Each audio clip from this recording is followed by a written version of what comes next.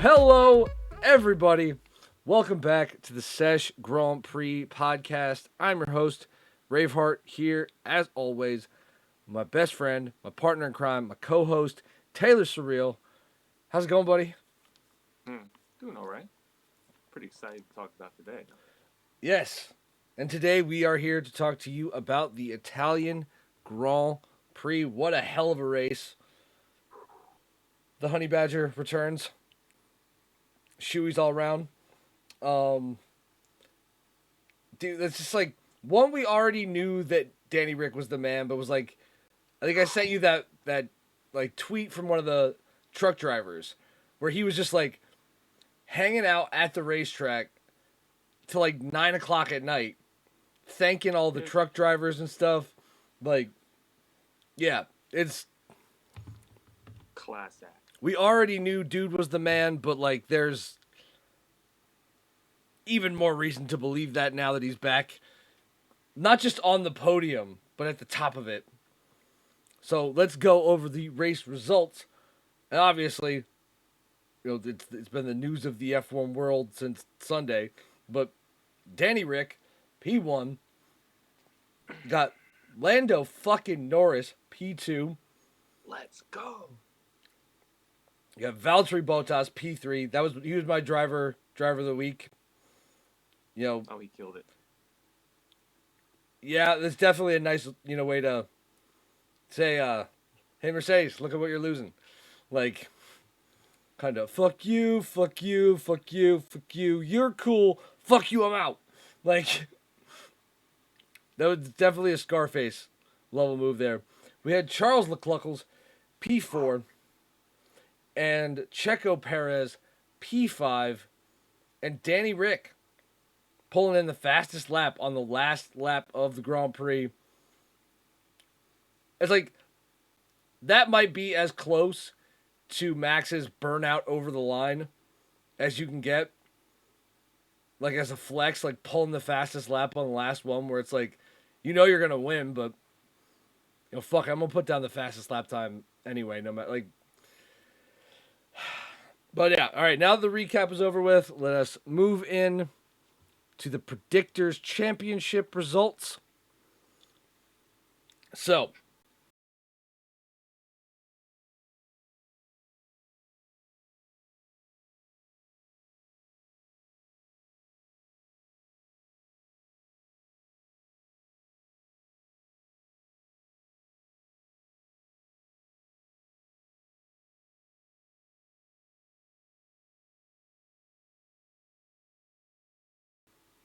I don't know how to say this, but Taylor has closed the gap considerably, and I am no longer going to be making any risky picks like Pierre Gasly. He has come within. It's a 52-point gap. I'm in the lead with 184 points. I only got 5 this week, avoiding the Golden Cock Award by just a smidgen. By getting Max on pole, I got my 5 points. I avoided that goose egg. But Taylor picked up 32 points this week. He had Max on pole, Valtteri Bottas P3, and Charles Leclerc's P4, which brings him up to 132 points.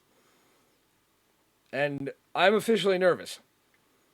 I changed the scoring system around to help you get back in it. Now that you've gotten back in it, I regret changing the scoring system around. But regardless. Hey, there's still time. Yes, there's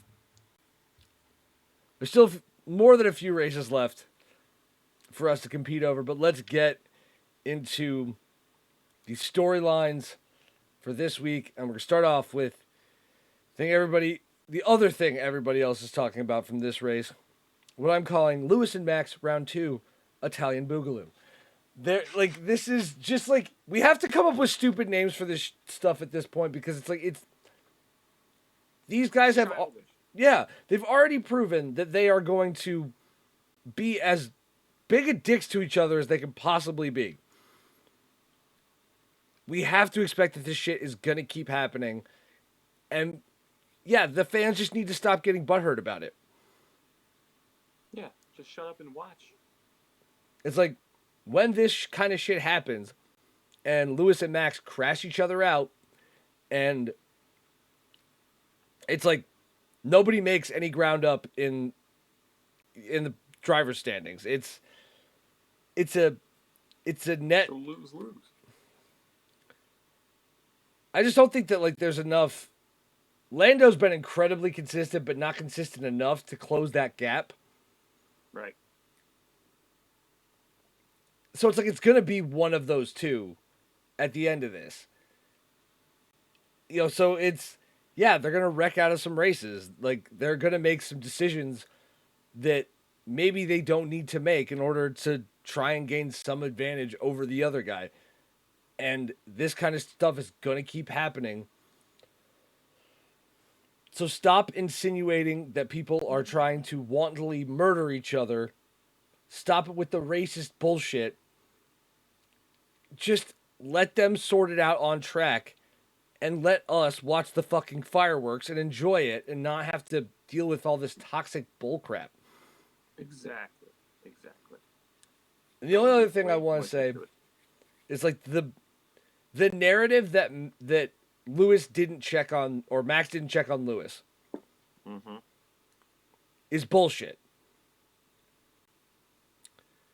Both the medical driver, like Max, basically most of the people that haven't made the, well, Max is an asshole for not checking on Lewis argument, it's, he was trying to drive the fucking car out from underneath the Red Bull that had just mounted him.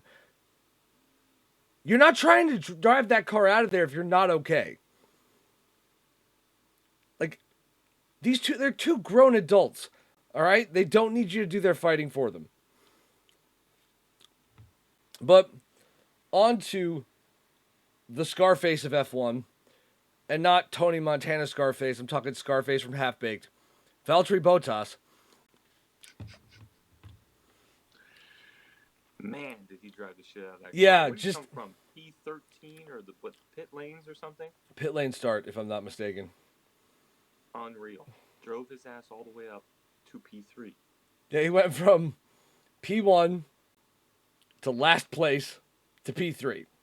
Man, I could have won a lot of money in Vegas had I bet on Bottas to be P3. Yeah, because on that, because normally he's starting from like P4 or something. Yeah, he's usually starting in the top 5. But it's just like, yeah, like that many overtakes, I think that's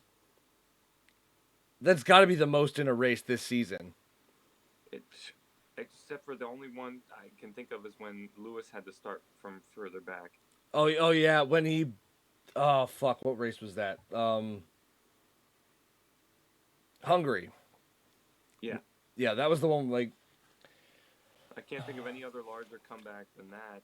And I think that Bottas, now that he knows he's officially out the door, is like, I got I'm nothing to gonna drive lose the now. tits off this Mercedes for the rest of the season. Like, I'm gonna do this all out. This is my last time behind the Mercedes for a while. It's like, yeah, this is gonna be drive the tits off it. Dude, this is gonna be my last opportunity to actually fight for race wins. So, with a powerhouse like the yeah, tech behind the Mercedes car, like, fuck yeah. Yeah, I honestly think we might see. Now, do you think in the LHT 1000 theory, I'm starting to think that Valtteri Bottas is going to be our T800. Our come with me if you want to drive. Like, the one that, like, yeah, turns sides. identifies with the humans and exactly. and saves our protagonist. Yeah, get ready for that second episode. I'm still finishing some of the assets for it. But all right, let's move on to the final segment of the episode, what I'm calling Car Wars Episode 14, The Honey Badger Strikes Back. Daniel Ricciardo coming in with the win. Like, is this the feel-good story? Like, Esteban Ocon winning in Hungary was bonkers. Bonkers, but like it was more of like random, and he capitalized off a random misfortune. This was Danny Rick starting what P2, and then just jumped him off the rip, and that's experience. And not only that, but like it was after the first round of pit stops. Like he came out like P7, but that doesn't really matter because once everybody else had pitted, he would have been back in the lead. But he was a second and a half up on Max. And it's just like considerable amount. And like by the time that like after Max pitted and like the very rare Red Bull fuck up in the pits. Yeah, what was that about? Talk about that later. Nah, because I don't really think I think it was just a mistake. I think it was an issue with the like sometimes like those tire guns go bad, and you need to pull out the second one, and yeah, it's like sometimes you make a mistake. But it went from like under 3 seconds to like 11 seconds, I think. Yeah. On one of those pits, and it was absurd. The announcer was like going crazy. Yeah, it was not a good look for Red Bull, but like yeah, their one mistake puts them right in the path of Lewis Hamilton and do a kickflip. Like, I'm sorry, I can't like not. It's just like, but it's like Max is like furiously trying to get past Lewis because he has to chase down Danny Rick. Right, right. And in so doing, not only wrecks himself out, but probably the only other person at that point who could have beat him. Mm-hmm. And then, straight for me. Yeah, then off the safety car restart, Lando jumps LeCluckles into P2, and the McLaren lockout just takes hold. Although I do have to say, it was kind of a bitchy move from Lando to be like, hey, do you want me to stay where I'm at? And coming over the radio like, are you sure you don't want me to pass him? Because I could probably pass him. We're about to do a restart here. I think I got him. But that's also like, as soon as he says that, Daniel starts dropping purple sector times. And it's like, hey, you little shit, I heard that. Like, he's like, really kicks it into overdrive. Yeah. That was incredible. For them to go 1-2, for Danny Rick to set the fastest lap. On the last lap of the race. Just. That's a serious flex. Well, dude, like just the vibes from the fucking pits. Like, watching all the McLaren people go nuts. And then the Tifosi start cheering Danny Rick because he does the whole second half of his interview in Italian. I was like, yes! That was amazing. Like, where the fuck did that come from? Danny Rick was studying fucking Italian and on his Duolingo during quarantine. Like, it's just like, it was just so dope. Waiting for this moment.